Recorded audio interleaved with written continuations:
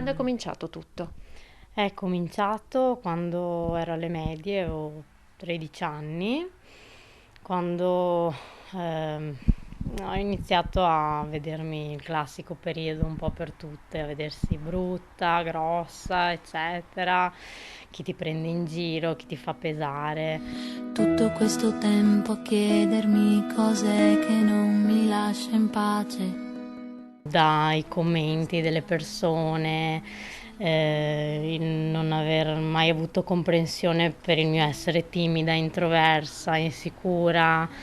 Parlo anche delle maestre, delle elementari. Gli altri, le parole, gli sguardi difficili da sostenere e quella fragilità così preziosa che non viene capita, accettata, ma derisa e calpestata. Non mangiavo proprio niente, ho passato un anno bevendo e basta. Agnese entra nel buco nero dell'anoressia a 13 anni, l'età in cui una ragazzina dovrebbe fiorire, e le sue giornate perdono il colore, gli studi si interrompono e con loro le ambizioni. Io non volevo più dare l'immagine di una persona forte perché non mi sentivo forte, mi sentivo male, volevo più dolcezza nella mia vita. Arriva la clinica, l'isolamento più totale, la voglia di farla finita e il giudizio degli altri, sempre su di sé. Vedo tanta cattiveria in giro, sembra te lo vuoi, sei tu che scegli di non mangiare, quindi te lo vuoi, invece non è così, è una sofferenza. Ed è proprio durante la pandemia e grazie allo straordinario potere salvifico dell'arte che Agnese inizia la sua lenta risalita verso la luce.